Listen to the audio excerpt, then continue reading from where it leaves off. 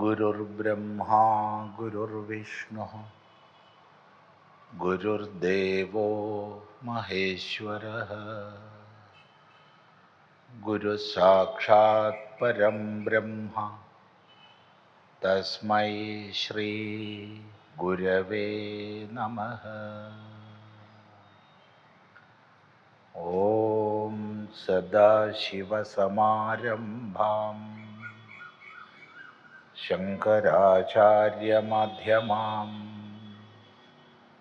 അസ്മദാചാര്യപര്യന്താം വന്ദേ ഗുരുപരമ്പരാം.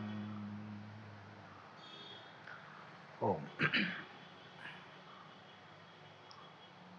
നമ്മളിവിടെ ശ്രീമദ് ഭഗവത്ഗീതയിലെ 6-ാം അധ്യായത്തിലെ കുറച്ച് ശ്ലോകങ്ങളാണ് ശ്രദ്ധിക്കുന്നത്. യോഗ സാധന ചെയ്യുന്ന ഒരു സാധകൻ യോഗാരൂഢനല്ല, യോഗസിദ്ധനല്ല, സാധനാനുഷ്ഠാനത്തിലൂടെ യോഗസിദ്ധിക്കായിക്കൊണ്ട് പരിശ്രമിക്കുന്ന ആൾ എങ്ങനെ തന്നെ സ്വയം യോജിപ്പിക്കണം, താൻ തന്നോട് യോജിപ്പിക്കുന്നത് എങ്ങനെ, ഈ ഒരു വിഷയമാണ് ഇപ്പോൾ ചിന്തിച്ചുകൊണ്ടിരിക്കുന്നത്. അവിടെ പറഞ്ഞു, ഏകാന്തത്തിൽ ഏകാഗിയായി ഇന്ദ്രിയാന്തകരണങ്ങളെ നിയന്ത്രിച്ച് വിവിധങ്ങളായ വിഷയങ്ങളിൽ പരക്കം പായുന്ന ആശകളെ നിയമിച്ച് യോഗി തന്നെ തന്നോട് ചേർക്കണം. എങ്ങനെ? ശുദ്ധമായ സ്ഥലത്ത് തനിക്കുള്ള അഥവാ തൻ്റെ സ്ഥിരമായ ആസനത്തെ സ്ഥാപിച്ച് ആ ആസനത്തെ വിശേഷിപ്പിച്ചു. അധികം ഉയർന്നതല്ല, അധികം താഴ്ന്നതല്ല. വീണ്ടും വിശേഷിപ്പിച്ചു. ദർഭ, മൃഗത്തോല്, വസ്ത്രം തുടങ്ങിയവ ഉത്തരോത്തരം സ്ഥാപിച്ച് അതിൽ മനസ്സിനെ ഏകാഗ്രമാക്കി അന്ധകരണ ശുദ്ധിക്കായിക്കൊണ്ട് യോഗം അനുഷ്ഠിക്കൂ. അവിടെയാണ് സാമാന്യമായ നിയമം പറഞ്ഞത്. സമം കായ ശിരോഗ്രീവം ധാരയൻ. അതാണ് അവസാനം ശ്രദ്ധിച്ചത്. അത് സാമാന്യ നിയമമാണ്. വിശേഷമായി ഓരോ വ്യക്തിയും തൻ്റെതായ ആസനം കണ്ടെത്തേണ്ടതാണെന്ന് പറഞ്ഞു. വളരെ പ്രസിദ്ധമായൊരു സന്ദർഭം നമ്മുടെ കാഞ്ഞങ്ങാട് ആനന്ദാശ്രമവും മറ്റും സ്ഥാപിച്ച വിശ്വാരാധ്യനായ രാംദാസ് സ്വാമികൾ തൻ്റെ ഒരു ആഗോള പര്യടനം, പ്രഭാഷണ യാത്രയിൽ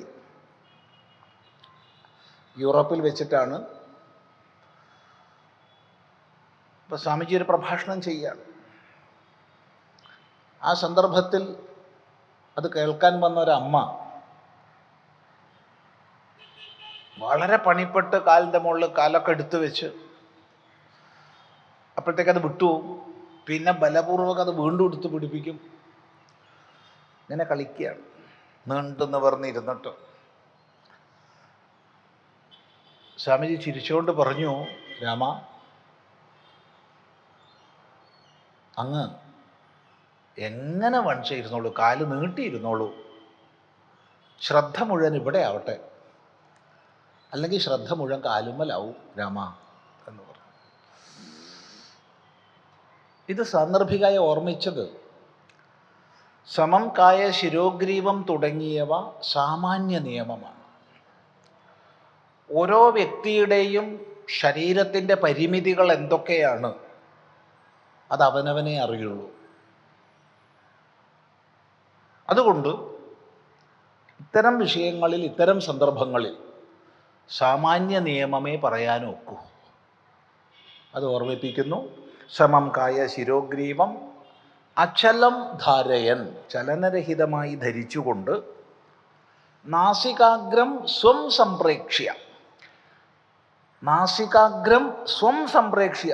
അവിടെ ഒരു സംശയം വരും. നാസികാഗ്രം സംപ്രേക്ഷ്യ, മൂക്കിൻ്റെ തുമ്പത്ത് നോക്കിയിട്ട് എന്ന് പറഞ്ഞാൽ പോരാ. എന്തുകൊണ്ട്? വേറൊരാളുടെ മൂക്കിൻ്റെ തുമ്പത്ത് നോക്കിയിരിക്കാലോ. മനസ്സിനെ ഏകാഗ്രപ്പെടുത്താൻ വേണ്ടി ധാരണാഭ്യാസം ചെയ്യുന്ന ഒരാൾക്ക് മുമ്പിലിരിക്കുന്ന ആളുടെ മൂക്ക് നോക്കിയിരിക്കാം. അപ്പം അയാൾ ഇളകിക്കഴിഞ്ഞാൽ ഇയാളും ഇളകും. അല്ലെങ്കിൽ വല്ല ദേവതയുടെ ചിത്രങ്ങളുടെ മൂക്ക് നോക്കിയിരിക്കാം. ഇല്ലേ? അങ്ങനെ വയ്ക്കില്ലേ? പ്രസിദ്ധന്മാരായ ദേവതകൾക്കൊക്കെ പ്രയാസമുള്ളത് എന്താ വെച്ചാൽ 5ഉം 10ഉം ഒക്കെ തലയുള്ള ദേവതകളാണെന്ന് വെച്ചാൽ പ്രശ്നമാണ്. ഏത് മൂക്കിലാണ് നോക്കേണ്ടതെന്ന് സംശയമാവും. കാരണം നമ്മളെ ദൈവങ്ങൾക്കൊക്കെ തലയ്ക്ക് കണക്കില്ലല്ലോ. 6, 3 എന്നൊക്കെ പറയുമ്പോൾ ഏത് മൂക്കിൻ്റെ തുമ്പത്താണ് നോക്കേണ്ടതെന്ന് സംശയം വരും. അപ്പം ഇത്തരം സന്ദർഭങ്ങളൊക്കെ ഒഴിവാക്കാൻ വേണ്ടി, സന്ദേഹങ്ങളൊക്കെ ഒഴിവാക്കാൻ വേണ്ടി പറയുകയാണ് സ്വം നാസികാഗ്രം, തൻ്റെ മൂക്കിൻ്റെ തുമ്പത്ത് നോക്കിക്കൊണ്ട് ദിശഹാച അനവലോകയൻ, ചുറ്റുപാടുള്ള ദിക്കുകളെ നോക്കാതെ എന്ത് ചെയ്യണം? കഴിഞ്ഞ ശ്ലോകത്ത് പറഞ്ഞു യോഗം യുഞ്ജിയാത്, യോഗ സാധന അനുഷ്ഠിക്കണം. കഴിഞ്ഞില്ല, അതിനോട് ചേർത്ത് പറയുകയാണ് എങ്ങനെയുള്ള ആള് നോക്കൂ. പ്രശാന്താത്മാ വിഗതഭീഃ ബ്രഹ്മചാരി വ്രതേ സ്ഥിതഃ മനഃസംയമ്യമച്ഛിത്തോ യുക്ത ആസീത മത്പരഃ. പ്രശാന്താത്മാ വിഗതഭീഃ ബ്രഹ്മചാരി വ്രതേ സ്ഥിതഃ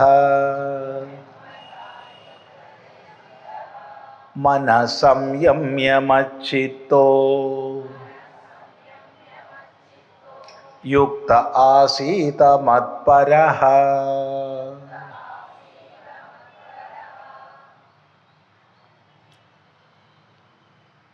പ്രശാന്താത്മാ, പ്രശാന്തമായ അന്തഃകരണത്തോട് കൂടിയവൻ. അവിടെ ആത്മാ എന്നുള്ളതിന് ആത്മാ എന്നർത്ഥം എടുക്കാൻ പറ്റില്ല. എന്തുകൊണ്ട്? ആത്മാ എപ്പോഴും പ്രശാന്തമാണ്.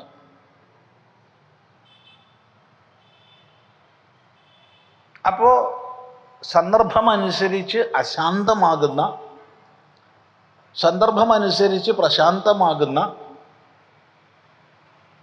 അന്തഃകരണത്തെ, മനോബുദ്ധികളെ കൊണ്ടാണ് ഇവിടെ പറയുന്നത്.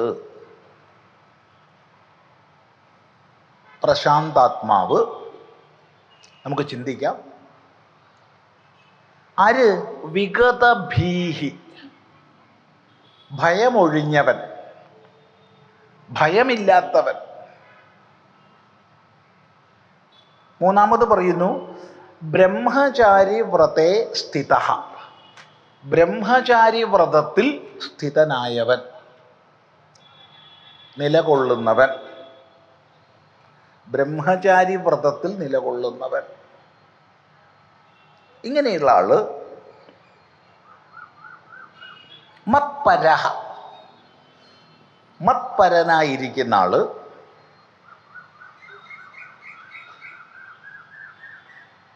യുക്ത, യുക്തനായിട്ട് സമാഹിതനായിട്ടുള്ള ആള് മച്ചിത്ത മനഃസംയമ്യ ആസീത, യുക്തനായിട്ട് മനസ്സിനെ സംയമിച്ചിരുന്നോളൂ. ആസീത ഇരുന്നാലും, ഇരുന്നാലും എന്ന് പറഞ്ഞാൽ ഇരുന്നോളൂ. അപ്പം എങ്ങനെ ഇരിക്കണം? ഈ പറഞ്ഞ ഓരോ പദവും നമുക്ക് ശ്രദ്ധിക്കാം. ആദ്യം പറയുന്നത് പ്രശാന്താത്മാ എന്നാണ്.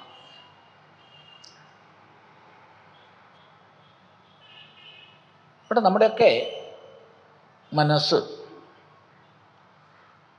വിവിധങ്ങളായ ഭൂമികകളിലൂടെയാണ് കടന്നു പോകുന്നത്. ഏറ്റവും പ്രാഥമിക തലത്തിൽ നമ്മുടെ മനസ്സിൻ്റെ ഭൂമിക ക്ഷിപ്തം എന്നുള്ളതാണ്. ക്ഷിപ്തം എന്ന് പറഞ്ഞാൽ കലങ്ങി മറിഞ്ഞത്. ഒരു ഒരു ജലാശയം സങ്കല്പിക്കുക. അത് കലങ്ങി മറിഞ്ഞിളകിയിരിക്കുകയാണ്. അതിലെ ജലം കലങ്ങിയതാണോ എന്ന് പോലും നമുക്ക് മനസ്സിലാക്കാൻ പറ്റില്ല. കലങ്ങിയതാണെന്ന് മനസ്സിലാക്കണമെങ്കിലും വേണമല്ലോ ചെറിയൊരു ഒരു ഒരു ഒരു ശാന്തത. അല്ലെങ്കിൽ നമുക്ക് എങ്ങനെയാണ് മനസ്സിലാവുക കലങ്ങിയതാന്ന്? അത്രമാത്രം ഇളകിക്കൊണ്ടിരിക്കുകയാണ്. ഒരു നിമിഷം പോലും ശാന്തതയുടെ അനുഭവമില്ലാത്ത, നിരന്തരം ഇളകിക്കൊണ്ടിരിക്കുക. അതാണ് ക്ഷിപ്തഭൂമിക. അതാണ് ഒന്നാമത്തത്. ക്ഷിപ്തഭൂമികയിലുള്ള ആൾക്ക് ഇവിടെ ഈ പ്രഭാഷണം കേൾക്കാൻ പറ്റില്ല ഇരുന്നിട്ട്. ഒരിക്കലും പറ്റില്ല. ഇളകിക്കൊണ്ടേയിരിക്കും. അങ്ങോട്ട് പോവും, ഇങ്ങോട്ട് പോവും, അത് ചെയ്യും, ഇത് ചെയ്യും. അതിൻ്റെ ഇടയ്ക്ക് മൊബൈലൊന്നും എടുത്ത് നോക്കും, അതിൻ്റെ ഇടയ്ക്ക് എന്താ അത് നോക്കും. ആ നോക്കണ മൊബൈലിൽ ശാന്തമായി നോക്കുമോ? അതും ഇല്ല. പിന്നെ അടുത്ത ആളുടെ രണ്ട് വർത്താനം പറഞ്ഞൊന്ന് എഴുന്നേറ്റ് പോയി ഒരു ചായയൊക്കെ കുടിച്ച് വന്ന് ആ ചായ ആസ്വദിച്ച് കുടിക്കുകയോ? അതും ഇല്ല. അങ്ങനെ ഇളകിക്കൊണ്ടേയിരിക്കും. ആണ് ക്ഷിപ്തം. ഇവിടെ ആരും അങ്ങനെ ഇല്ല. രണ്ടാമത്തത് മൂഢമാണ്. മൂഢം എന്ന് പറഞ്ഞാൽ ഇളക്കൊന്ന് കുറഞ്ഞിട്ടുണ്ട്, അല്പം, പക്ഷെ കലങ്ങി മറിഞ്ഞിരിക്കുക. ഇളക്കമൊന്ന് കുറഞ്ഞു, പക്ഷെ കലങ്ങി മറിഞ്ഞിരിക്കുക. അത് അടിത്തട്ടൊന്നും കാണാനൊക്കില്ല. കലങ്ങിയതാ. ഒരു തെളിച്ചം ഉണ്ടാവില്ല, ഒരു ശാന്തി ഉണ്ടാവില്ല, ഒരു സമാധാനം ഉണ്ടാവില്ല. ആ കൂടി ഇന്നൊരു സുഖമില്ല.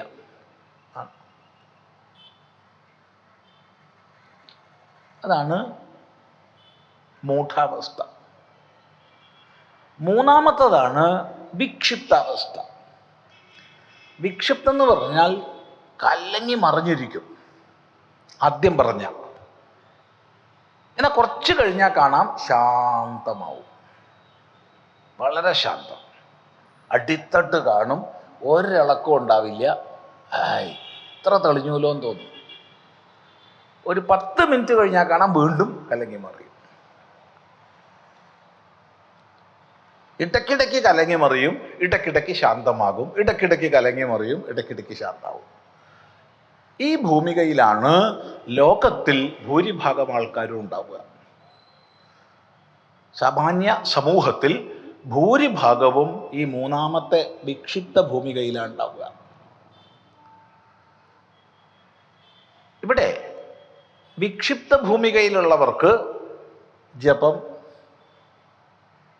അല്ലെങ്കിൽ ആസനങ്ങൾ, പ്രാണായാമാദികൾ, ശാസ്ത്രസ്വാധ്യായം, ശ്രവണം ഒക്കെ സാധിക്കും. എപ്പോഴാണോ ശാന്തത വരുന്നത് അപ്പോൾ.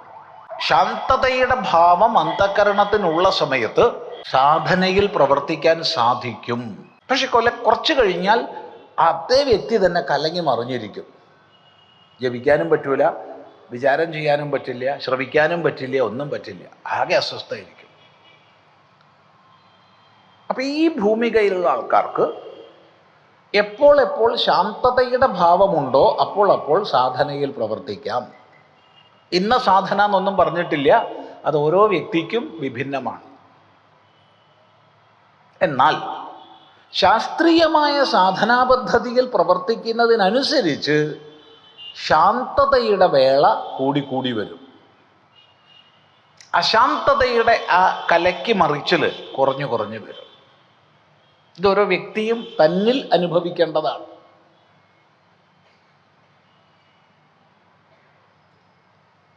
ജപാതി സാധനകളൊക്കെ ചെയ്യുന്നവർക്ക് ഇത് വേഗത്തിൽ തന്നെ അനുഭവം കാണാൻ പറ്റും. ഒരു 5-6 മാസം മുമ്പ് എങ്ങനെയായിരുന്നു എൻ്റെ മനസ്സ്, അല്ലെങ്കിൽ ഒരു വർഷം മുമ്പ് എങ്ങനെയായിരുന്നു എൻ്റെ മനസ്സ്, അതിൽ നിന്ന് വളരെ മാറിയിട്ടുണ്ട്, ഇപ്പം ശാന്തത ഉണ്ട് എന്നുള്ളൊരു അനുഭവം ഉണ്ടാവും. അപ്പോൾ വിക്ഷിപ്ത ഭൂമികയിലുള്ള മനുഷ്യൻ പ്രശാന്തത അനുഭവപ്പെടുന്ന സന്ദർഭത്തിൽ വിചാര സാധനയാവട്ടെ, യമ നിയമ ആസന പ്രാണായാമ പ്രത്യാഹാര ധാരണകളാവട്ടെ, ധ്യാനം എന്ന് പറഞ്ഞേക്കരുത്, ധ്യാനത്തിലേക്ക് അയാൾ എത്തിയിട്ടില്ല, ശാസ്ത്രശ്രവണ മനനങ്ങളാവട്ടെ, മന്ത്രജപം നാമജപം തുടങ്ങിയവയാകട്ടെ, നിഷ്കാമഭാവത്തിലുള്ള കർമാനുഷ്ഠാനമാകട്ടെ, ഏത് സാധനയാണോ ആ വ്യക്തിക്ക് ഉചിതമായത് അതിൽ പ്രവർത്തിക്കുമ്പോൾ സ്വാഭാവികമായി ഏകാഗ്രതയിലേക്ക് വരും. ഇതാണ് നാലാമത്തെ ഭൂമിക, ഏകാഗ്രത. ഇപ്പൊ മനസ്സ് ഛിന്ന ഭിന്നമായി അങ്ങും ഇങ്ങും പരക്കം പായുന്നില്ല, ഒരു തരത്തിലും ഏകതത്വത്തിൽ ഉറച്ചിരിക്കുന്നു, പ്രശാന്തമാണ്. അപ്പൊ നമ്മൾ വിചാരിക്കും, എന്നാ പിന്നെ അത് പരമമായ യോഗാവസ്ഥയിൽ എത്തിയില്ലേ? ഇല്ല. എന്തുകൊണ്ട്? ഏകാഗ്രതയിൽ നാം അനുഭവിക്കുന്ന പ്രകാശമാകട്ടെ പ്രശാന്തതയാകട്ടെ, അത് വലിയൊരു കുത്തുകാലിന് മുകളിൽ വെച്ച വിളക്ക് പോലെയാണ്. കുത്തുകാൽ എടുത്തു മാറ്റിയാൽ അത് താഴെ വീഴും. സാധനയുടെ ബലം കൊണ്ട് നിലനിൽക്കുന്നതാണ്. എപ്പോൾ സാധന നിന്നോ അപ്പോൾ അത് വീണ്ടും താഴെ വീഴും. ഇപ്പം നിത്യജപമാകട്ടെ ശ്രവണമാകട്ടെ എന്തുമാകട്ടെ, ആ സാധന ഇല്ലാതായാൽ ഉടനെ നിപതിക്കും. അപ്പം ഏകാഗ്രതയിൽ കൂടുതൽ കൂടുതൽ സാധനാഭ്യാസം ചെയ്യണം. ഏത് സാധനാക്രമത്തിലൂടെയാണോ ആ അവസ്ഥയിലേക്ക് എത്തിയത് അതിനെ തന്നെ തുടർന്ന് തുടർന്ന് തുടർന്ന് ക്രമേണ നിരുദ്ധ സ്ഥിതിയിലേക്ക് എത്തും. നിരുദ്ധം എന്നുള്ളതാണ് അങ്ങേയറ്റത്തെ ഏകാഗ്രതമമായ, ഏകാഗ്രതയല്ല ഏകാഗ്രതമമായ അവസ്ഥ. ആ നിരുദ്ധ സ്ഥിതിയെ സമാധി എന്നൊക്കെ പറയാം. ഇതാണ് അന്തഃകരണത്തിൻ്റെ 5 ഭൂമികകൾ. ഈ 5-ൽ ഏതെങ്കിലും ഒന്നിൽപ്പെട്ടതായിരിക്കും എല്ലാവരും. ഏറ്റവും കൂടുതൽ പേരുണ്ടാവുക വിക്ഷിപ്ത ഭൂമികയിലായിരിക്കും. അപ്പം ഇവിടെ പ്രശാന്താത്മാ എന്ന് പറയുമ്പോൾ പ്രശാന്തമായ പ്രകർഷേണ ശമിച്ച അന്തഃകരണത്തോടു കൂടിയ ആളാണ്. അപ്പം അയാൾ ഏകാഗ്രത എന്നുള്ളതിലേക്ക് എത്തി, അഥവാ നിരുദ്ധം എന്നുള്ളതിലേക്ക് എത്തി. അപ്പം ഇവിടെ നിരുദ്ധമായിട്ടില്ല. എന്തുകൊണ്ട് നിരുദ്ധമായിട്ടില്ല? നിരുദ്ധസ്ഥിതിയായാൽ പിന്നെ സാധന ചെയ്യാൻ പറയണ്ടല്ലോ. നിരുദ്ധസ്ഥിതിയിലെത്തിയ ആളോട് നീ യോഗസാധന അനുഷ്ഠിക്കുമെന്ന് പറയേണ്ട ആവശ്യമില്ല. അതുകൊണ്ട് ഇവിടെ ഏകാഗ്രത എന്നുള്ളത് എടുക്കാം. അങ്ങും ഇങ്ങും ഛിന്ന ഭിന്നമായി പരക്കം പായുന്ന മനോവൃത്തികളെല്ലാം അടങ്ങിയ ആള്, പ്രശാന്താത്മാ, തന്നിൽ തന്നെ ഒതുങ്ങിയ. നമ്മളിപ്പോൾ ഇവിടെ ഇരിക്കുമ്പോൾ തന്നെ എവിടേക്കൊക്കെ പോകുന്നുണ്ട് എന്ന് ഓരോരുത്തർ ആലോചിച്ചാൽ മതി. അപ്പം നമുക്ക് മനസ്സിലാവും പലതിലാണ് നമ്മൾ ഇരിക്കുന്നത്, പലയിടത്താണ് ഇരിക്കുന്നത്. ആ പലതിലും പലയിടത്തും ഇരിക്കുന്നത് മാറി തന്നിലിരിക്കുന്ന അവസ്ഥ. അവിടെ പരമമായ സ്വസ്ഥതയൊന്നും കൈവന്നിട്ടില്ല എങ്കിൽ തന്നെയും വർദ്ധിതമായൊരു ശാന്തി വന്നിട്ടുണ്ട്. അങ്ങനെ ഇരിക്കുന്ന ആള് ആര്? വിഗതഭീഹി, ഭയമൊഴിഞ്ഞവൻ. ആത്യന്തികമായ അഭയത്തെ പ്രാപിച്ചു എന്ന് ഇവിടെ അർത്ഥം എടുക്കരുത്.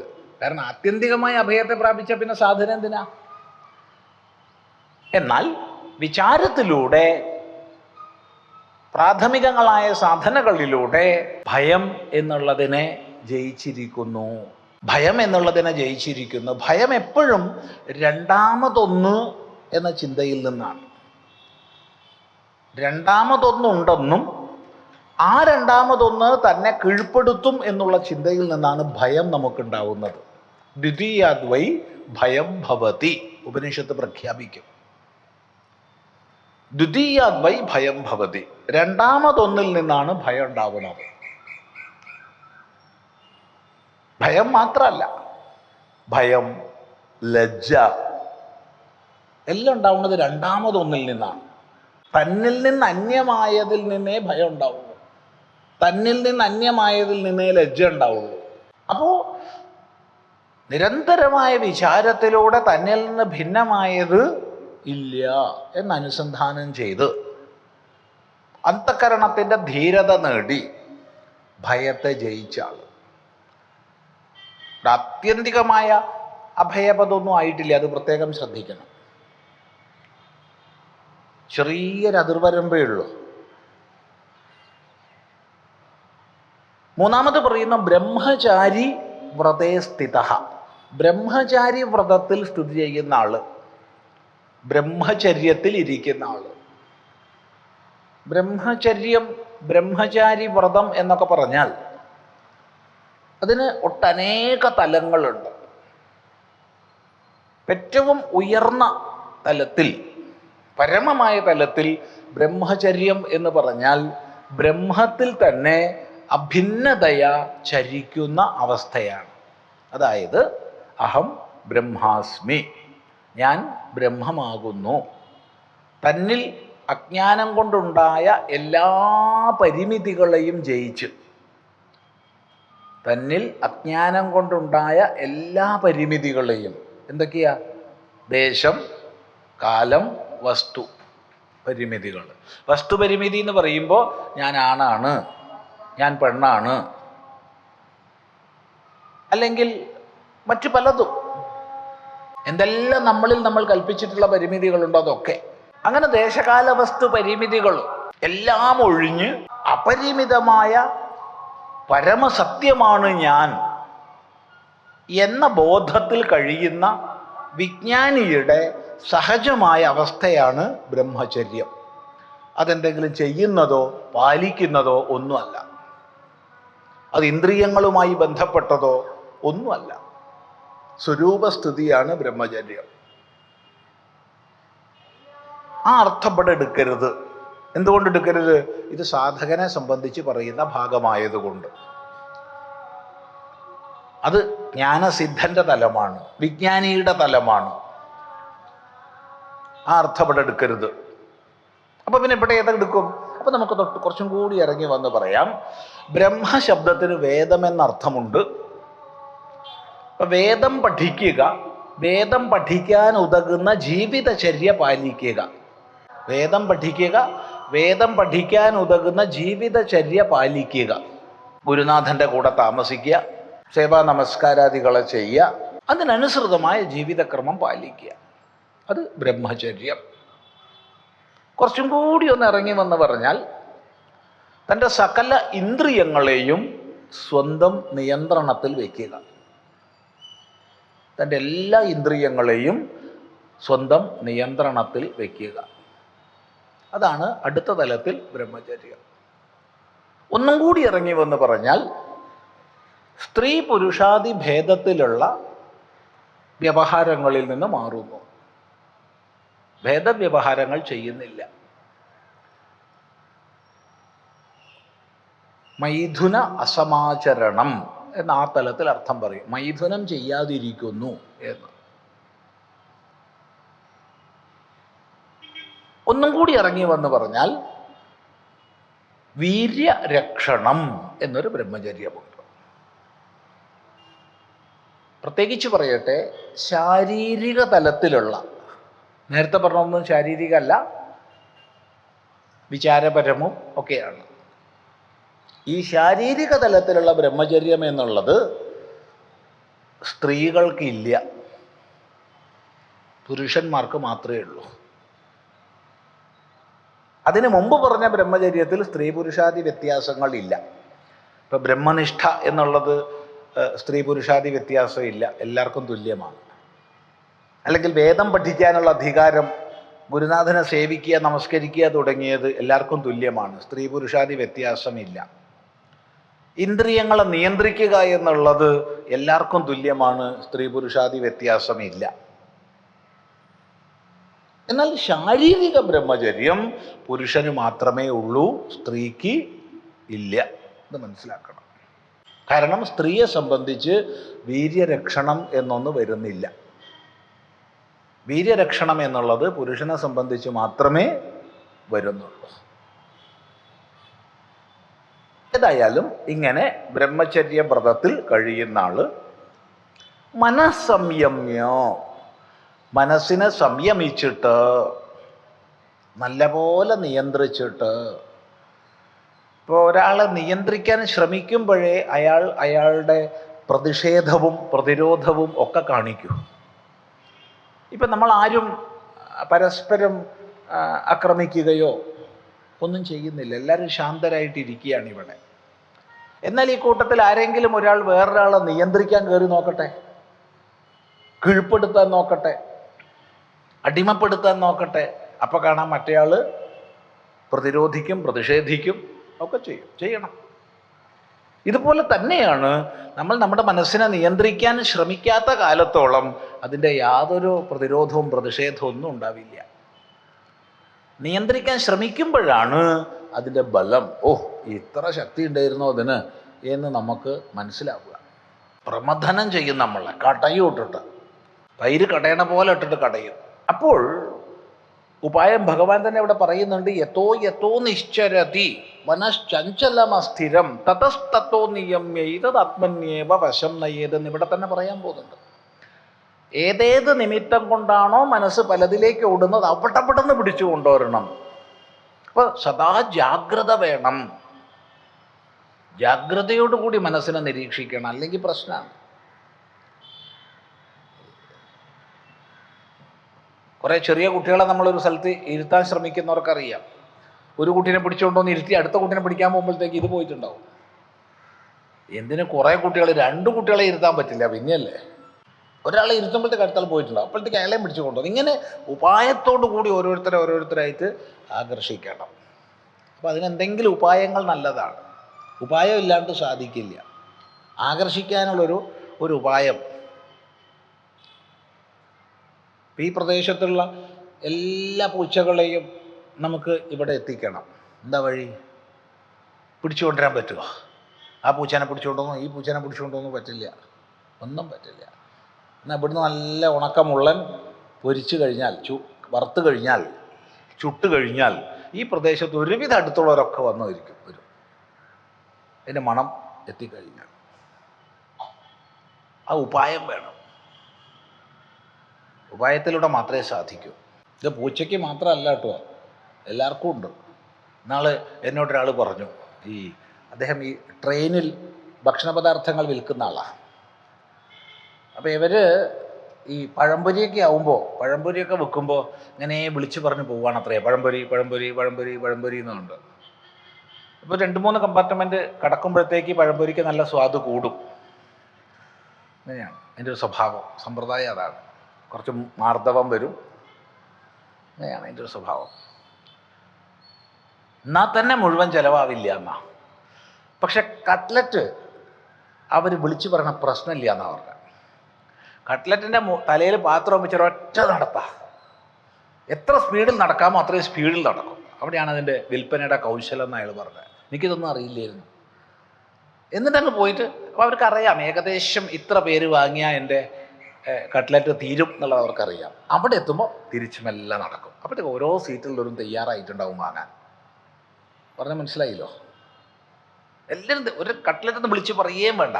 അതുകൊണ്ട് തന്നെ അത് ഉണ്ടാക്കി അതേ സ്വാദിലാണ് നമുക്ക് കിട്ടുക. ഉണ്ടാക്കുമ്പോൾ എന്ത് സ്വാദുണ്ടോ അത് തന്നെയാണ് നമുക്ക് കിട്ടുക. അതാണ് ഈ മണം പിടിപ്പിക്കൽ. അയാൾ സ്പീഡിലങ്ങ് നടന്നു പോകുമ്പോഴത്തേക്ക് എല്ലാവരെയും മൂക്ക് പിടിച്ചു കഴിഞ്ഞു. അത് മണത്ത് കഴിഞ്ഞപ്പോഴത്തേക്ക് ആഗ്രഹമായി. അപ്പോഴത്തെ അയാൾ മെല്ലെ തിരിച്ചു വരുമ്പോഴത്തേക്ക് ഓരോരുത്തരും പൈസ എടുത്ത് തയ്യാറായി, അല്ലെങ്കിൽ QR കോഡ് സ്കാൻ ചെയ്യാൻ വേണ്ടിയിട്ട് തയ്യാറായി ഇരിക്കും.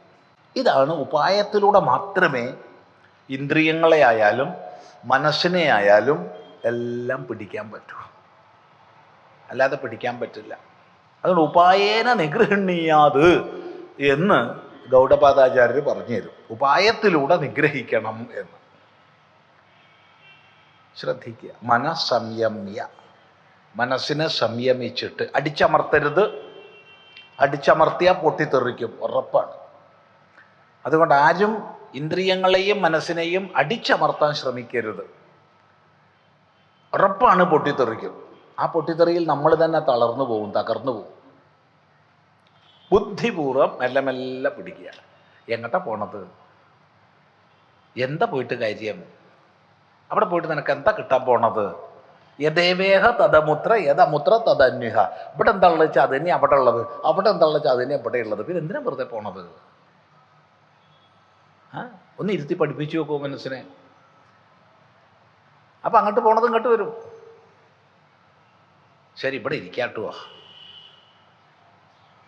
സംയമ്യ മച്ചിത്തഃ. മച്ചിത്തഃ, എന്നിൽ തന്നെ മനസ്സുറപ്പിച്ചിട്ട്.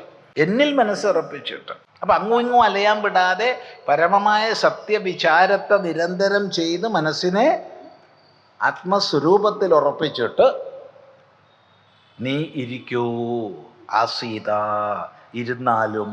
എങ്ങനെ ഇരിക്കണം? മത്പരഹ, ഞാൻ തന്നെ പരം എന്ന ഭാവത്തോടു കൂടി ഇരിക്കണം. അപ്പോൾ നമുക്കൊരു സംശയം വരും, മച്ചിത്തഹ എന്ന് പറഞ്ഞിട്ട് പിന്നെ എന്തിനാ മത്പരഹ എന്ന് പറഞ്ഞത്? എന്നിൽ മനസ്സുറപ്പിച്ചിട്ടെന്ന് പറഞ്ഞാൽ മത്പരഹ എന്നുള്ളത് അവിടെ അർത്ഥം വന്നില്ലേ? പിന്നെ എന്തിനാ അനാവശ്യമായി പദം പ്രയോഗിക്കണത് എന്ന് ചിലർക്ക് സംശയം തോന്നും. അവിടെ ഭാഷ്യകാരൻ പറഞ്ഞു തരുന്നുണ്ട്, മച്ചിത്തനും മത്പരനും ഒന്നല്ല. ഭാഷ്യകാരൻ പറയുന്നത്, ഭവതി കശ്ചിത് രാഗി സ്ത്രീ ചിത്ത നതു സ്ത്രീയമേവ പരത്വേന ഗൃഹണാതി. ഒരു രാഗിയായിട്ടുള്ള ഒരാളുണ്ട് നീ ചൊല്ലു. അപ്പം ഈ രാഗിയായിട്ടുള്ള ആളുടെ മനസ്സിൽ എപ്പോഴും ഒരു സ്ത്രീ ഉണ്ടെന്ന് വെച്ചോളൂ. ഒന്നോ അധികമോ എത്രയാട്ടെ സ്ത്രീകളുണ്ട്. അല്ലെങ്കിൽ സ്ത്രീയെ സംബന്ധിച്ച് പുരുഷനുണ്ടെന്ന് വെച്ചോളൂ. അപ്പം ഇയാള് മനസ്സെവിടെയുള്ളത്? മനസ്സ് ആണിലാണ്, അല്ലെങ്കിൽ മനസ്സ് പെണ്ണിലാണ് എന്ന് വിചാരിച്ചോളൂ. പക്ഷെ അയാൾക്ക് തന്നെ അറിയാം ഈ പെണ്ണല്ല പരം എന്നുള്ളത് അറിയാം, ആണല്ല പരം എന്നുള്ളത് അറിയാം. നമ്മൾ കൊച്ചുകുട്ടികളാവുമ്പോൾ മിഠായിയെ ചിന്തിച്ചുകൊണ്ടിരിക്കാറുണ്ട് ഇല്ലേ? അപ്പം നമ്മൾ മിഠായി ചിത്തന്മാരാവും. പക്ഷേ മിഠായിയാണ് പരം എന്നപ്പം നമ്മൾ ചിന്തിക്കാറില്ല. അപ്പോഴും നമുക്ക് അതിൻ്റെ അപ്പുറത്തൊന്നുണ്ടെന്നറിയാം. തൽക്കാലം നമ്മുടെ മനസ്സ് മിഠായിയിലാണ്. അത് കിട്ടുന്നവരെ സന്തോഷം ഉണ്ടാവില്ല, കിട്ടിക്കഴിഞ്ഞാൽ സന്തോഷമാവും. പക്ഷെ എന്നാലും പരമതല്ല, അതിനപ്പുറത്തുണ്ട്. മിഠായിയും കഴിച്ചിട്ട് നടക്കുക, നടന്ന് സ്കൂളിലെത്തുക. അതുകൊണ്ട് ഇവിടെ സാധകനോട് പറയുന്നത് മച്ചിത്തനുമാകണം മത്പരനുമാകണം. അങ്ങനെ നീ ഇരുന്നോളൂ. അങ്ങനെ സാധന ചെയ്താലോ എന്താ പ്രയോജനം? പറയുന്നു, യുഞ്ജന്നേവം സദാത്മാനം യോഗി നിയതമാനസഃ ശാന്തിം നിർവാണ പരമാം മത്സംസ്ഥാം അധിഗച്ഛതി. യുഞ്ജന്നേവം സദാത്മാനം. നേരത്തെ ശബ്ദം തന്നെ എപ്പോഴും ഉള്ളൂ. എന്നാൽ ആൾക്കാർ നേരത്തെ ഇരട്ടിയായിട്ടുണ്ട്. അത് മോശമല്ലേ? ഒന്നും കൂടി ഉഷാറാക്കാം. യുഞ്ജന്നേവം സദാത്മാനം യോഗി നിയതമാനസഃ ശാന്തിം നിർവാണ പരമാം മത്സംസ്ഥാമധിഗച്ഛതി. ഏവം സദാ ആത്മാനം യുഞ്ജൻ. ഇപ്രകാരം എപ്പോഴും തന്നെ യോജിപ്പിക്കുന്നവൻ. എപ്രകാരം എന്ന് ചോദിക്കരുത് ആരും. എപ്രകാരം എന്ന് ചോദിച്ചാൽ ആദ്യം തൊട്ടേ പഠിക്കേണ്ടി വരും. ഈ പറഞ്ഞ പോലെ ഇല്ലേ? ചിലപ്പോൾ നമ്മൾ ചില സംഭാഷണമൊക്കെ ചെയ്തിട്ട് അങ്ങനെ ഉണ്ടാവാറില്ലേ? ഒരു സ്ഥലത്ത് പോയി ഒരാളുടെ കാര്യമായിട്ട് പല വിഷയങ്ങളും സംഭാഷണമൊക്കെ ചെയ്തു. യാത്ര പറയുമ്പോൾ എന്നാൽ ഈ പറഞ്ഞ പോലെയൊക്കെ കേട്ടോ, കഷ്ടകാലത്തിന് അയാളെ പറഞ്ഞ പോലെ എന്ന് ചോദിച്ചാലോ വിഷമമില്ലേ? എന്നാൽ ഇരിക്കുക, നമുക്ക് ആദ്യമേ തുടങ്ങാം എന്ന് പറയേണ്ടി വരും. അതുകൊണ്ട് ഈ പറഞ്ഞ പോലെ എന്ന് കണ്ടാൽ ആരും ചോദിച്ചേക്കരുത് എപ്പറഞ്ഞ പ്രകാരം, നേരത്തെയൊക്കെ പറഞ്ഞ പോലെ. പ്രത്യേകം ശ്രദ്ധിക്കേണ്ടതാ. ഏവം സദാ ആത്മാനം യുഞ്ജൻ യോഗി. എപ്പോഴും തന്നെ യോജിപ്പിക്കുന്നവനായ യോഗി. ഈ തന്നെ യോജിപ്പിക്കുമ്പോൾ ഇന്നലെ പറഞ്ഞു, അത് പുറത്തേക്ക് വെളിച്ചം തിരിച്ചു വെക്കുമ്പോൾ താൻ അപ്രസക്താവും, തന്നിലേക്ക് തിരിച്ചു വെക്കുമ്പോൾ പുറം അപ്രസക്തമാകും എന്ന് പറഞ്ഞു. അപ്പം തന്നെ യോജിപ്പിക്കുക എന്ന് പറഞ്ഞാൽ അവിടെ മറ്റുള്ളതിനെ യോജിപ്പിക്കുന്നത് അപ്രസക്തമായി. അത് വേണം, ഇത് വേണം, അവൻ വേണം, അവൾ വേണം, ഒക്കെ പോയി. തന്നിൽ തന്നെ താൻ തന്നെ ഉറപ്പിക്കുകയാണ്. ഏവം ആത്മാനം യുഞ്ജൻ. എപ്പോ? സ്വാമി, ഞാൻ ദിവസവും 1 മണിക്കൂർ യോഗസാധന ചെയ്യാറുണ്ട്, അല്ലെങ്കിൽ 1 മണിക്കൂർ ധ്യാനിക്കാറുണ്ട്. ആഹാ, ധ്യാനിക്കുന്ന നിനക്കെങ്ങനെയാ 1 മണിക്കൂർ എന്നുള്ളൊരു സങ്കല്പം ഉണ്ടായത്? അല്ല, ധ്യാനിക്കുന്ന നിനക്ക് 1 മണിക്കൂർ എന്ന് സങ്കല്പം ഉണ്ടായിച്ചാൽ നീ ധ്യാനിച്ചിട്ടുണ്ടോ? എന്താ അഭിപ്രായം? അല്ല, അറിയാത്തോണ്ട് ചോദിക്കുക.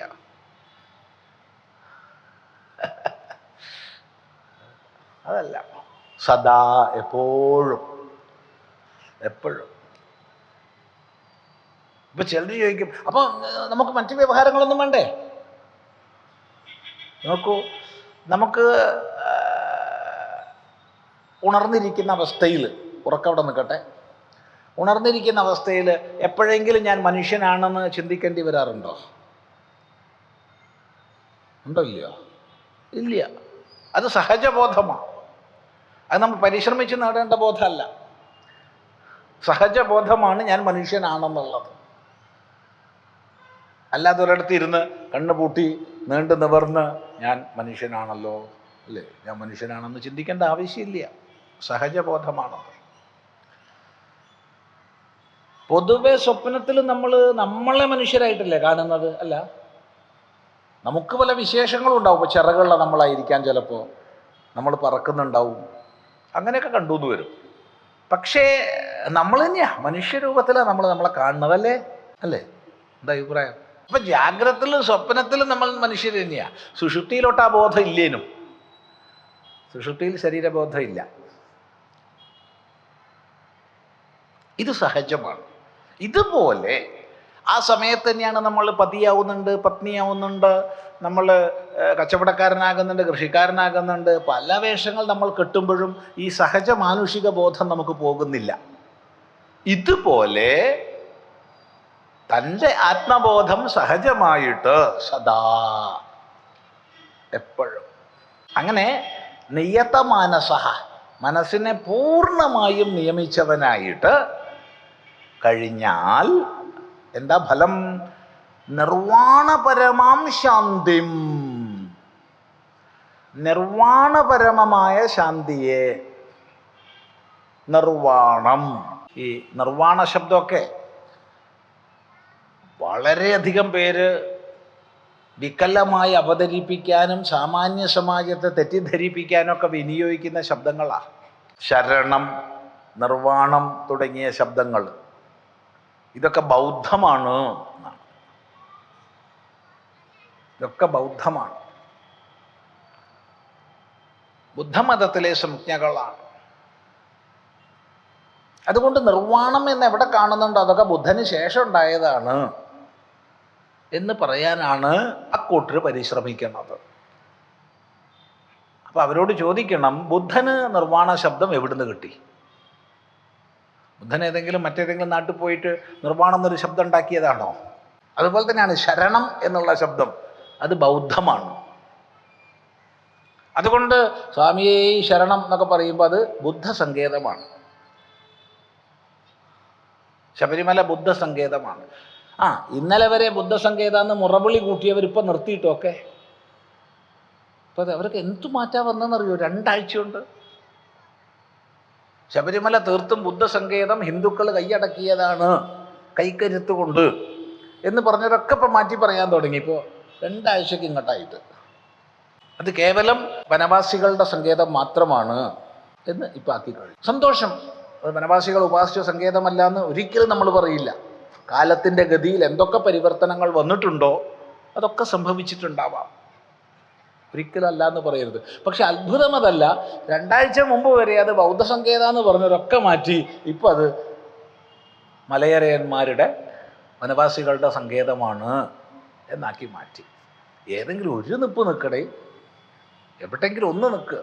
ഇതുപോലെ ഭഗവത്ഗീത പ്രചരണം തുടങ്ങിയവ എത്രയോ മഹാത്മാക്കളിലൂടെ സംഭവിച്ചപ്പോൾ ഈ സമീപ കാലഘട്ടത്തിൽ എത്രയോ മഹാത്മാക്കൾ, ചിന്മയാനന്ദ സ്വാമികളെ പോലുള്ള, അതുപോലെ എത്രയോ മഹാപുരുഷന്മാർ ഭഗവത്ഗീതയുടെ പ്രചരണം തന്നെ മുഖ്യമായൊരു ഒരു ഒരു മാധ്യമമായി സനാതനധർമ്മത്തെ ഉയർത്താൻ വേണ്ടി പരിശ്രമിച്ചപ്പോൾ വലിയൊരു ഉണർവ് സമാജത്തിലുണ്ടായി. ഒട്ടന്നെ പറഞ്ഞു, എന്ത് ശരണം തുടങ്ങിയ ശബ്ദങ്ങൾ, അതുപോലെ നിർവാണം തുടങ്ങിയ ശബ്ദങ്ങൾ ബൗദ്ധത്തിൽ നിന്ന് വന്നതാണ്. അങ്ങനെയാണെങ്കിൽ വേദത്തിൽ ഇത്തരം മന്ത്രങ്ങൾ എത്ര ഉണ്ട്, ശരണശബ്ദവും നിർവാണ ശബ്ദമൊക്കെ. അതുകൊണ്ട് ഇതൊന്നും അവൈദിക ശബ്ദങ്ങളല്ല എന്ന് മനസ്സിലാക്കുക.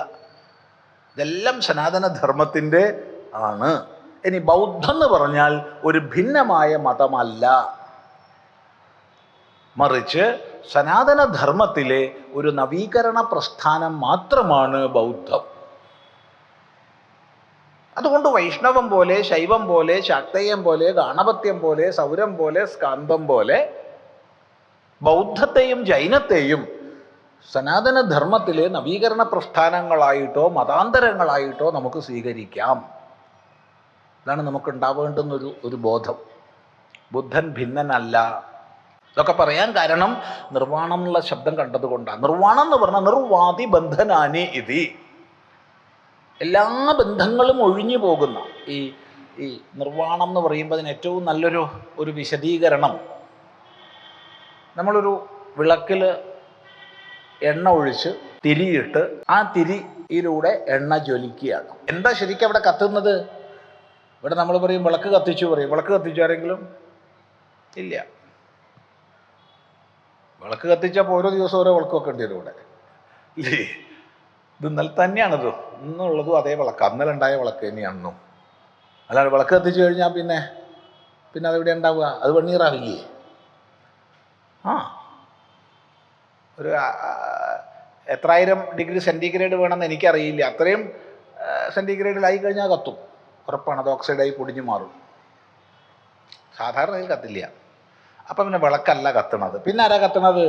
തിരി കത്തിച്ചു പറയും. തിരിയല്ല കത്തണത്. തിരി കുറച്ച് കത്തും, ശരിയാ. എണ്ണയുടെ മാലിന്യാധിക്യത്തിനനുസരിച്ച് കൂടുതൽ തിരി കത്തും. പക്ഷെ ശുദ്ധമായ എണ്ണയാണെങ്കിൽ തിരി വളരെ കുറച്ചേ കത്തൂ. പിന്നെ ആരാ കത്തണത്? എണ്ണയാണ് കത്തുന്നത്. അങ്ങനെ എണ്ണ കത്തി കത്തി കത്തി കത്തി കത്തി എണ്ണ തീരാൻ നേരത്ത് ഒരാളി കത്തി അങ്ങോട്ട് കടലുണ്ട്. അങ്ങനെ എണ്ണ തീർന്ന് തിരി കെടുന്ന ഒരവസ്ഥ, അതിനാണ് നിർവാണം എന്ന് പറയുക. പ്രദീപ നിർവാണം എന്നൊക്കെ പ്രയോഗമുണ്ട്. പ്രദീപത്തിൻ്റെ നിർവാണം, വിളക്ക് കെടുന്ന പോലെ എല്ലാ വാസനാജാലങ്ങളും പോയി പോയി പോയി പോയി അങ്ങനെ അങ്ങോട്ട് വിട്ടുപോയി കഴിഞ്ഞു. ഇതാണ് നിർവാണം, മോക്ഷം എന്നർത്ഥം. അപ്പം നിർവാണപരമമായ സകല ബന്ധങ്ങളും ഇല്ലാതാകുന്ന മോക്ഷപര്യന്തമുള്ള പരമമായ ശാന്തിയെ പ്രാപിക്കുന്നു. എന്നിട്ട് പറയാണ് മത് സംസ്ഥാം, എന്നിലുള്ള സ്ഥിതിയെ. ആ ശാന്തി ഈശ്വരനിലുള്ള, പരമാത്മാവിലുള്ള അഭിന്ന സ്ഥിതിയാണ്. എല്ലാ ഭേദങ്ങളും നീങ്ങി അഭിന്നമായി തന്നിൽ നിലകൊള്ളുന്ന അവസ്ഥയാണ്. എല്ലാ ഭേദങ്ങളും ഒഴിഞ്ഞു സ്വയം പരമാത്മസ്ഥിതനായ അഹം ബ്രഹ്മ എന്നുള്ള പരമമായ ബ്രഹ്മബോധമാണ്. ഈ മുക്തിയെ, സർവാനന്ദത്തെ, പരമാനന്ദത്തെ പ്രാപിക്കുന്നു. നോക്കൂ, പ്രശാന്താത്മാ വിഗതഭീഃ ബ്രഹ്മചാരി വ്രതേ സ്ഥിതഃ മനസംയമച്ചിത്തോ യുക്ത ആസീത മത്പരഃ യുഞ്ജന്നേവം സദാത്മാനം യോഗി നിയതമാനസഃ ശാന്തിം നിർവാണ പരമം മത്സംസ്ഥാമധിഗച്ഛതി. ഇനിയിപ്പോൾ ഇതിന് മേപ്പട്ടിക്കൊന്നും പറയാനില്ല. കാരണം മത്സംസ്ഥാമധിഗച്ഛതി, എന്നെ പ്രാപിച്ചു, പരമാത്മസ്ഥിതനായി, ഇനി അതിനെ മേപ്പെട്ട് ഒന്നും പറയാനില്ല. അപ്പം ഇനി പറയണം എന്താവും? അതിന് കീഴ്പ്പെട്ടുള്ളതാവും. നേരത്തെ ഇതുപോലെ തന്നെ നമ്മൾ കണ്ടു. നേരത്തെ യോഗി യുഞ്ജീത സതതം ആത്മാനം രഹസ്യസ്ഥിത എന്ന് തുടങ്ങി ഉപദേശിച്ചത് എപ്പോഴാ? പരമമായ യോഗസ്ഥിതിയെ പറഞ്ഞപ്പോഴാ. എന്താണ് യോഗാരൂഢ സ്ഥിതി എന്ന് 9-ാം ശ്ലോകം വരെ പറഞ്ഞതിന് ശേഷമാണ് 10-ാം ശ്ലോകത്തിൽ യോഗി സാധന അനുഷ്ഠിക്കണം എന്ന് പറഞ്ഞത്. അതുപോലെ മത്സംസ്ഥാമധിഗച്ഛതി, എൻ്റെ സ്വരൂപസ്ഥിതിയെ പ്രാപിക്കുന്നു എന്നുള്ള പരമലക്ഷ്യത്തെ പറഞ്ഞു കഴിഞ്ഞാൽ പിന്നെ എന്താ പറയാനുള്ളത്? എന്താ അതിലേക്കുള്ള മാർഗം എന്ന് ഒന്നുകൂടി പറയണം. ഇതെന്തിനാ പറഞ്ഞാന്നെ പറയണത്? പറഞ്ഞാന്നെ പറയണം. വേദാന്തം പറഞ്ഞത് തന്നെ പറയുകയാണ്. അതിന് ഈ തൂണനിഖനന ന്യായം എന്ന് പറയാറുണ്ട്. നമ്മൾ തൂണ് കുഴിച്ചിടുന്ന സമയത്ത് ആദ്യം ഒരു കുഴിയെടുത്ത്, നല്ല ആഴത്തിലൊരു കുഴിയെടുത്ത്, അത് കഴിഞ്ഞ് ഏത് തൂണാണോ കുഴിച്ചിടാൻ വിചാരിച്ചുള്ളത് അതിൻ്റെ അറ്റം നല്ല മൂർച്ചയാക്കി കൂർപ്പിച്ച് ഇതിൽ കുറച്ച് വെള്ളമൊക്കെ ഒഴിച്ച് പരമാവധി ശക്തിയിൽ ആഞ്ഞ് കുത്തും. അങ്ങനെ അത് ഭൂമിയിൽ തറച്ചു കഴിഞ്ഞാലോ ഒന്ന് ഇളക്കി പുറത്തേക്ക് എടുക്കും. ഉറപ്പിക്കാനല്ലേ കുത്തിയത്? അതെ, പിന്നെ എന്തിനാ ഇളക്കണത്? ഇളക്കണം. എന്നിട്ട് അടുത്ത ഒരു കുത്തുകൂടി കുത്തും, പിന്നെ ഇളക്കിയിടുക. അങ്ങനെ 3ഉം 4ഉം പ്രാവശ്യം ചെയ്യുമ്പോഴാണ് അത് നല്ല ഉറയ്ക്കണത്. ഇതുപോലെയാണ് ശാസ്ത്രോപദേശം. ആവർത്തിച്ച് ആവർത്തിച്ച് ആവർത്തിച്ച് പറയണം. അതുകൊണ്ട് ഉപനിഷത്തിൽ തന്നെ പറയുന്നുണ്ട്, ന മന്ത്രാണാം ജാമിത അസ്തി, മന്ത്രങ്ങൾക്ക് ലജ്ജയില്ല. മന്ത്രങ്ങൾക്ക് ലജ്ജയില്ല, പറഞ്ഞ പറയും. അതുപോലെ തന്നെ മന്ത്രങ്ങളെ ബോധിപ്പിക്കുന്ന ആചാര്യന്മാർക്കും ലജ്ജയില്ല, പറഞ്ഞ പറയും. എന്തുകൊണ്ട് പറഞ്ഞ പറയുന്നു? നീ കേൾക്കാനിരിക്കണോണ്ട്. എൻ്റെ ഗുരു, നിങ്ങൾക്കൊരു നാണം വേണ്ടേ? പറഞ്ഞ പറയണോ? എടാ, നീ ഇരിക്കണോണ്ടല്ലേ ഞാൻ പറയണത്. എന്തൊരു കഷ്ട ഇല്ലേ? ആലോചിച്ച് നോക്കൂ. നാളൊരു നേരം പോക്കുണ്ടായി. നമ്മളിവിടെ ഈ പ്രഭാഷണങ്ങളൊക്കെ ഇതുപോലെ പല സ്ഥലങ്ങളിൽ ചെയ്യുന്ന പ്രഭാഷണങ്ങൾ, ഇതിൽ ചിലതൊക്കെ റെക്കോർഡ് ചെയ്യും. ഒരു 2%, 3% റെക്കോർഡ് ചെയ്യുന്നുണ്ട്. ബാക്കി ഒരു 97% റെക്കോർഡ് ചെയ്യുന്നില്ല. ഓരോരുത്തർ ക്ഷണിക്കണു, നമ്മൾ പോകുന്നു, പരിപാടി നടത്തുന്നു, തിരിച്ചു പോകുന്നു എന്നല്ലാതെ ആരാ റെക്കോർഡ് ചെയ്യണത്? നമ്മൾ ആശ്രമം നേരിട്ട് നടത്തണമൊക്കെ റെക്കോർഡ് ചെയ്യാറുണ്ട്. അങ്ങനെ റെക്കോർഡ് ചെയ്താൽ ഇതൊക്കെ ഒരാൾ, നമ്മൾ ആശ്രമത്തിൻ്റെ വളരെ പ്രിയപ്പെട്ട ഒരാൾ, ദിവസവും 1 മണിക്കൂർ അദ്ദേഹം മാറ്റി വെക്കുന്നുണ്ട് ഈ ആശ്രമ സേവയ്ക്ക് വേണ്ടിയിട്ട്. അപ്പം അദ്ദേഹത്തിൻ്റെ അടുത്ത് കിട്ടും. അദ്ദേഹം അതൊക്കെ മുറിച്ചും തറച്ചും എങ്ങനെയൊക്കെയാണ് യൂട്യൂബിൽ ഇടുക, അദ്വൈതാശ്രമം ചാനലിൽ ഇടുക എന്ന് അദ്ദേഹത്തിനെ അറിയുള്ളൂ. ഇന്നാള് ഒരു ഏതിലാന്നറിയില്ല, വേറെയും ചില വിക്രസുകൾ ചെയ്യണവരൊക്കെ ഉണ്ട്. അതിലൊരു പ്രഭാഷണത്തിൻ്റെ ഭാഗം, ഈ പറയണ ഭാഗം എന്താ വെച്ചാൽ, ന മന്ത്രാണാം ജാമിതാസ്തി, മന്ത്രങ്ങൾക്ക് ലജ്ജയില്ല, അതുകൊണ്ട് ഞങ്ങൾ പറഞ്ഞ തന്നെ പറയും, മന്ത്രം പറഞ്ഞ തന്നെ പറയും എന്നുള്ള ഭാഗമാണ്. പ്രത്യേകിച്ച് ഞങ്ങൾ സന്യാസിമാർക്ക് നാണോ മാനോ ഇല്ല. സന്യാസിമാർക്ക് നാണോ മാനോ ഇല്ല ഉണ്ടോ? മാനാപമാനയോഹോ തുല്യോ മിത്രാരി പക്ഷയോഹോ സർവാരംഭ പരിത്യാഗി, ഇതൊക്കെയാണ് സന്യാസിയുടെ ലക്ഷണം. മാനാപമാനങ്ങളിൽ തുല്യനാണ്, മാനത്തിലും അപമാനത്തിലും തുല്യനാണ്. അതുകൊണ്ട് മാനമില്ല. മാനമില്ലാത്തവന് മാനക്കേടുണ്ടാവുമോ? ലജ്ജ ഉണ്ടാവുമോ? ലജ്ജയില്ല. ലജ്ജ ഉള്ളവൻ സന്യാസിയല്ല. അപ്പം ഇത് കട്ട് ചെയ്തിട്ട് ഈ ഭാഗം യൂട്യൂബിൽ ഇട്ടുവാരോ. അതതിൻ്റെ അടിയിൽ ചിദാനന്ദപുരി സ്വാമി സകല സന്യാസിമാരോടും ഹിന്ദു സമൂഹത്തോടും മാപ്പ് പറയണം. എടാ, എന്താ പ്രശ്നം? സന്യാസിമാർക്ക് നാണോ മാനോ ഇല്ല എന്ന് പറഞ്ഞിട്ട് സന്യാസിമാരെ അപമാനിച്ചിട്ടുണ്ട് ആര്? ചിദാനന്ദപുരി സ്വാമി. അതുകൊണ്ട് ചിദാനന്ദപുരി സ്വാമി സന്യാസി സമൂഹത്തോടും ഹിന്ദു സമൂഹത്തോടും മാപ്പ് പറയണം എന്നാണ് ചിലരുടെ ആവശ്യം. ഞാൻ അതൊന്നും കണ്ടിട്ടില്ല കേട്ടോ, അത് കേട്ടതാ. ഇങ്ങനെ ചില ആവശ്യങ്ങൾ ഉണ്ടായി എന്നുള്ളത് കേട്ടതാ. ചില ആൾക്കാർ ആശ്രമത്തിൽ വന്ന് പറഞ്ഞു, അങ്ങനെയൊക്കെ ആവശ്യപ്പെട്ടിട്ടുണ്ട് സ്വാമി, നമ്മൾ നന്നായി, എന്നാലെങ്കിലും അവൻ നോക്കട്ടെ, കേൾക്കട്ടെ, അല്ലാണ്ടെന്താ? ഒന്ന് ആലോചിച്ച് നോക്കൂ. മാനാപമാനയോ തുല്യ എന്നുള്ളതിൻ്റെ അർത്ഥം പോലും അറിയില്ല, എന്നിട്ടാണ് സന്യാസി സമൂഹത്തോട് മാപ്പ് പറയണം എന്നൊക്കെ പറയണത്. എവിടെ എത്തി നമ്മൾ? എങ്ങനെ പ്രതികരിക്കണമെന്ന് പോലും അറിയാത്തൊരവസ്ഥയിലേക്ക് നമ്മുടെ സമാജം അധപ്പതിച്ചുകൊണ്ടിരിക്കുക.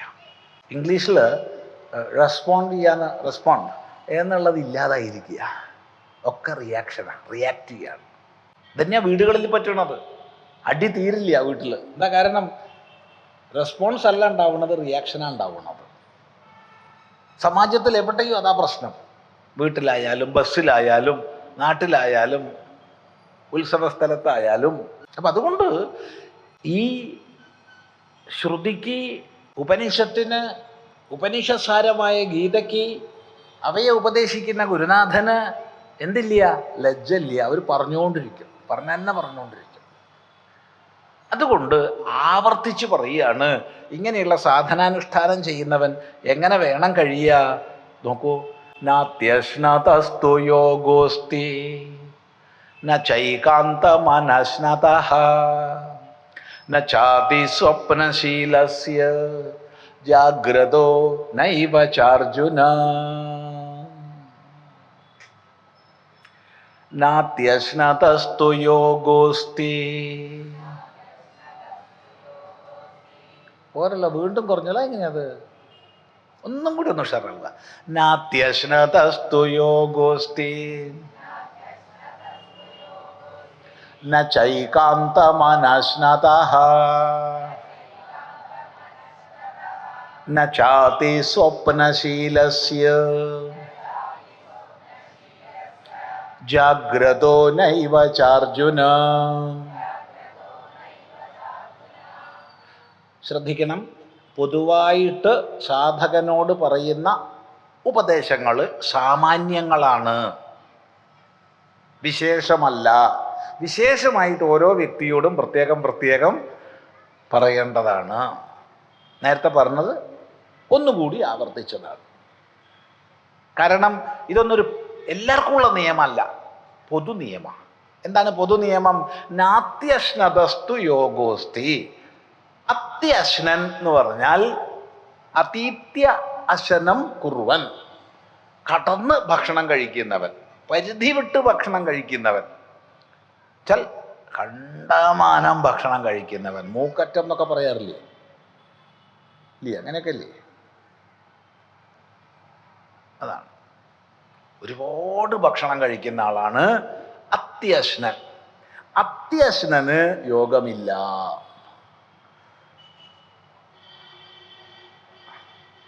അതുകൊണ്ട് ആരാ അത്യശ്നൻ എന്ന് ചോദിക്കരുത്. കാരണം അത് ആപേക്ഷികമാണ്. ഇല്ലേ? ശരിയല്ലേ പറഞ്ഞേ? അത് ഇവിടെ ഇരിക്കുന്ന കൂട്ടർ തന്നെ പല അളവിൽ ഭക്ഷണം കഴിക്കുന്ന ആൾക്കാരുണ്ടാവും. ഒരാൾ കഴിക്കുന്നത് മറ്റൊരാളുടെ ദൃഷ്ടിയിൽ അത്യശ്നാവും, പക്ഷേ ഇയാളുടെ ദൃഷ്ടിയിൽ അത്യശ്നാവില്ല. പിന്നെ ചില രോഗങ്ങളുടെ അവസ്ഥയിലൊക്കെ വ്യത്യാസം വരും. ഒരു യോഗിയെ കണ്ടത് ഓർമ്മിക്കുകയാണ്. കണ്ടു വെച്ചാൽ അദ്ദേഹം ആശ്രമത്തിൽ വന്ന് കുറേ താമസിച്ചിട്ടുണ്ട്. ഒരു 10-60 ചപ്പാത്തി, 1-1.5 ബക്കറ്റ് കറി. പറഞ്ഞാൽ നിങ്ങൾ വിശ്വസിക്കില്ല, കള്ളം പറയാമെന്ന് മാത്രമേ പറയുള്ളൂ. ഇതൊക്കെ കഴിക്കും. ഇഡ്ഡലി 5-100 എണ്ണമൊക്കെ നിസ്സാരം. അന്ന് ആ കാലത്ത് ആശ്രമത്തിൽ അനുബന്ധിച്ച് ബാലസദനം ഉണ്ടായിരുന്നു. നമ്മൾ 2018 നിർത്തിയത്. അപ്പോൾ ഇവിടുന്ന് ഇതൊക്കെ കഴിച്ച് അവിടെ പോകും. അവിടുന്ന് ഒരു 10-50 ചപ്പാത്തി, 1-1.5 ബക്കറ്റ് കറി കഴിക്കും. ഇത് കഴിഞ്ഞ് അടുത്ത കടയിൽ പോകും, അവിടുന്ന് കഴിക്കുക, അത്ര തന്നെ. അപ്പോഴത്തേക്ക് ഏകദേശം ആശ്രമത്തിൽ ഊണിൻ്റെ സമയമാവും. ഒരു 2-3 ബക്കറ്റ് നിറയെ ഊണ്, കറി ഒക്കെ. ഇതൊക്കെ ചെയ്താലും അദ്ദേഹത്തിൻ്റെ വയറിങ്ങനെ ഉള്ളോട്ടാ, ഒരല്പം പുറത്തേക്കില്ല, അകത്തോട്ടാ. ഒരു അത്ഭുതമായിരുന്നു, മഹാത്ഭുതം. അതേസമയത്ത് അദ്ദേഹം യോഗിയാണ്. യോഗി അല്ല എന്ന് പറയരുത്. കുറച്ചു കാലം ആശ്രമത്തിൽ താമസിച്ചു. അതായത് ഭക്ഷണം കൊടുക്കാൻ തന്നെ ഒരു സുഖം, സന്തോഷവും. അപ്പം ഇത് അദ്ദേഹത്തിന് നമ്മൾ ഒരു 3 ഇഡ്ഡലി വെച്ച് കൊടുത്തു, എന്താ ഉണ്ടാവുക? അപ്പം അദ്ദേഹത്തെ സംബന്ധിച്ച് ചിലപ്പോൾ ഒരു 200 ചപ്പാത്തിയൊക്കെ ആയാൽ അത്യാവശ്യനാവും. നമ്മളെ സംബന്ധിച്ചൊരു മാസത്തേക്കുള്ളതായിരിക്കും, അയാൾക്ക് ഒരൊറ്റ നേരത്തേക്ക്. പറഞ്ഞതിൻ്റെ താല്പര്യം, ഈ അത്യശനം എന്നുള്ളതിനൊന്നും ആരും പൊതുവാക്കി എല്ലാവരെ സംബന്ധിച്ചും പറയരുത്. അപ്പം പിന്നെ അതിന് എന്താ ഒരു കണക്ക് വല്ലതും ഉണ്ടോയെന്ന് ചോദിച്ചാൽ, മര്യാദയ്ക്ക് കഴിക്കുക. നമ്മുടെ ഉള്ളിൽ ഒരു നിയന്ത്രണം ചെയ്യുന്ന ആളുണ്ട്, ഇല്ലേ? മതി പറയില്ലേ? നാവ് മതി എന്ന് പറയണതല്ല പറഞ്ഞത്. നാവിൻ്റെ മതി എന്നുള്ളത് ഞാൻ പറഞ്ഞിട്ടേ ഇല്ല. ഉള്ളെന്ന് പറയും, മതി കിട്ടുമോ?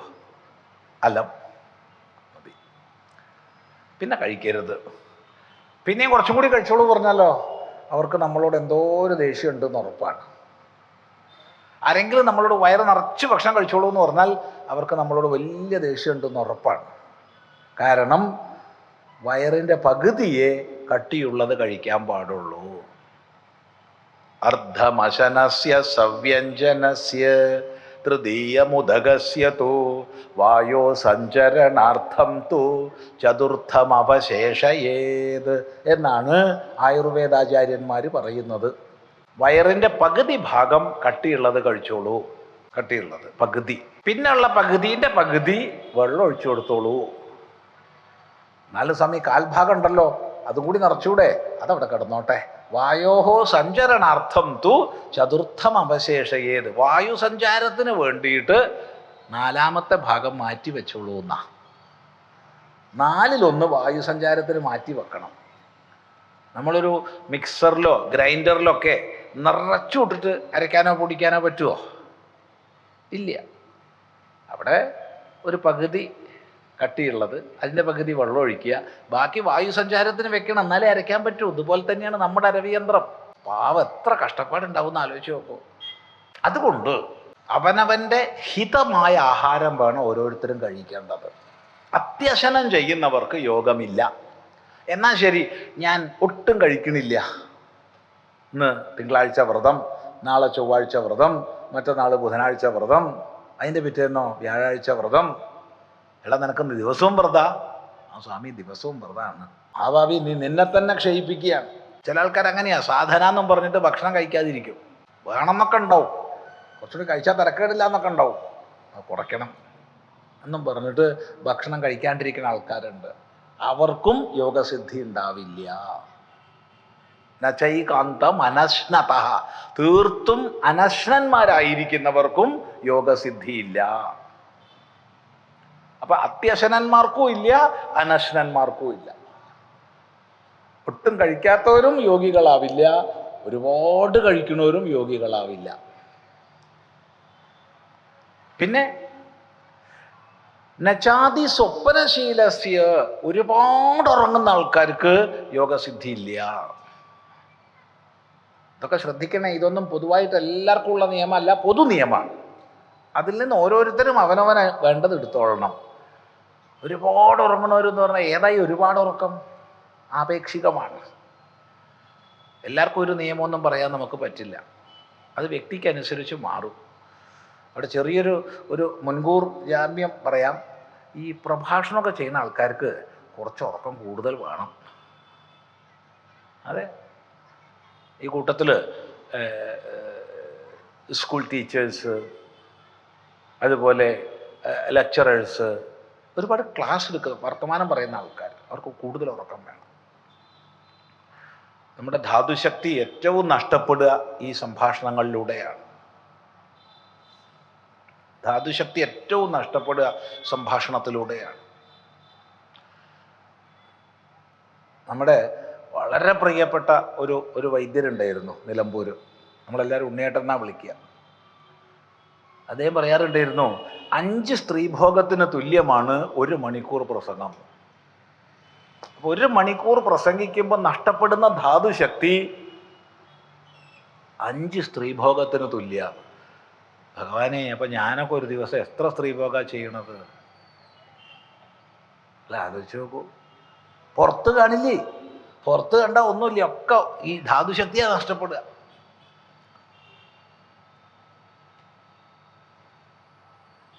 പൊതുവെ സ്കൂളിൽ ക്ലാസ് എടുക്കണവർ അത്ര ഉണ്ടാവില്ല, കാരണം 40 മിനിറ്റ് കഴിഞ്ഞാൽ നിർത്തി.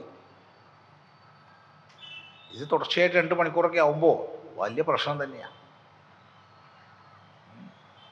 ധാതുശക്തിയാണ് പോവുക. അപ്പം അതിന് ക്രമീകരിക്കാൻ ഒറ്റ വഴിയേ ഉള്ളൂ, കൂടുതൽ ഉറങ്ങുക. വേറെ വഴിയില്ല. അതുപോലെ കൂടുതൽ ചിന്തിക്കേണ്ടുന്നവർ, ഒരുപാട് സൂക്ഷ്മ വിചാരം ചെയ്യുന്ന ജോലികളിൽ ഏർപ്പെട്ടിരിക്കുന്നവർക്ക് ഒരുപാട് ഉറക്കം വേണം. അത്ര സൂക്ഷ്മ വിചാരമൊന്നും ആവശ്യമില്ല. അങ്ങനത്തെ തൊഴിലാണെങ്കിൽ ഉറക്കം കുറച്ച് മതി. അതൊക്കെ അവനവൻ എടുക്കണം. പിന്നെ രോഗസ്ഥിതിക്ക് അനുസരിച്ചുണ്ട് ഉറക്കത്തിൻ്റെ. അതുകൊണ്ട് ഇതൊന്നും എല്ലാവരെ സംബന്ധിച്ചുള്ള നിയമമല്ല എന്ന് മനസ്സിലാക്കിയേക്കണം. കാരണം ഇത് പറയാൻ കാരണം എന്താ വെച്ചാൽ, ഇവിടുന്ന് മുതലക്കുളം മൈതാനത്തിരുന്ന് ഭഗവത്ഗീത കേട്ടു, എന്നിട്ട് അളവുകോൽ ഉണ്ടാക്കി ഇത്ര മണിക്കൂറേ ഉറങ്ങാൻ പാടുള്ളൂ. അതും വെച്ച് വീട്ടിൽ പോയിട്ട് അച്ഛനെ അളക്കാൻ തുടങ്ങി, അമ്മേനെ അളക്കാൻ തുടങ്ങി, മക്കളെ അളക്കാൻ തുടങ്ങി. അതൊന്നും പാടില്ല. ഒരുപാട് ഉറങ്ങണോ എണീക്ക്, അത് പാടില്ല. മതിയാവണവരെ ഉറങ്ങിക്കോട്ടെന്നേ. അതുകൊണ്ട് തീരെ ഉറങ്ങാത്ത ആൾക്കാർക്കും യോഗസിദ്ധിയില്ല. ജാഗ്രതോ നൈവചാർജുന, ഹേ അർജുന, ഉണർന്നിരിക്കുന്ന ആൾക്കും യോഗസിദ്ധിയില്ല.